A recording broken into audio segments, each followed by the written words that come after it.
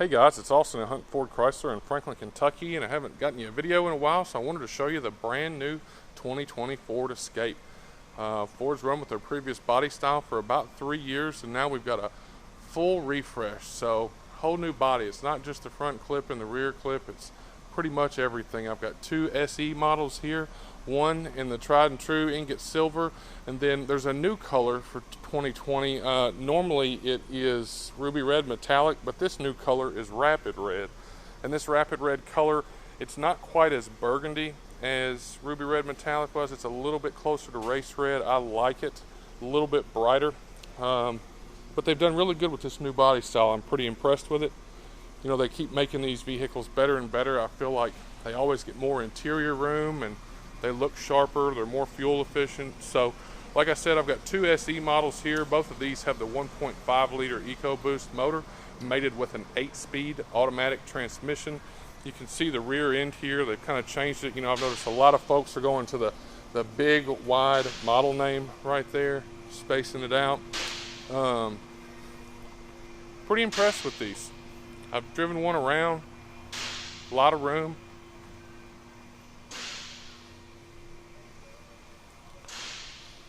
Really sharp.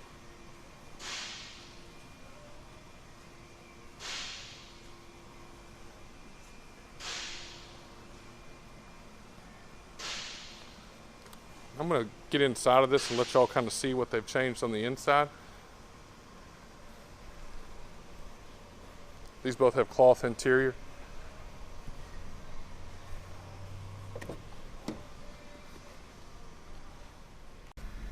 Alright guys, so we're in the interior of the new 2020 Ford Escape. You can see they've changed the center console, the gear shifter, everything. So this is the Sync 3 system here. They've kind of put a new flavor to it. It's the same internals, but it basically has a new skin to it, if you will. You know, the color's changed a little bit.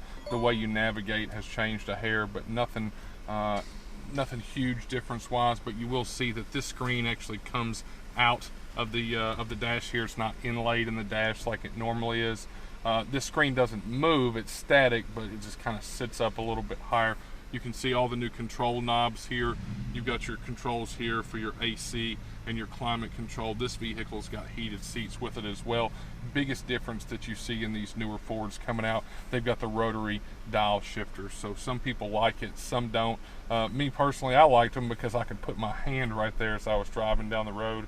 But you know, these are new improvements with the new vehicles coming out, so we're just going to have to get on board. Down here there's an electric parking brake, and then also one thing that I really like they're doing in the Escapes and the Explorers, they've got this hold button right here. So when you come up to a stoplight and your vehicle is still in gear, you can put your foot on the brake one time and let your foot off the brake. It will keep the brake engaged so you don't have to hold your foot on the brake for the duration of the stoplight, or you know, if you're sitting in traffic waiting to pick your kids up from school, you can keep the vehicle in drive, and then as soon as you put your foot back on the gas, it disengages the brake, and then you're able to move forward. This Escape in particular has the Co-Pilot 360 assist, so it's going to have blind spot monitors, it's got adaptive cruise control, it's got lane departure. Ford's really packaging these safety features in one big group, so if you get the Co-Pilot 360 assist, it's basically all the safety features you can get. So they're getting safer, they're more secure.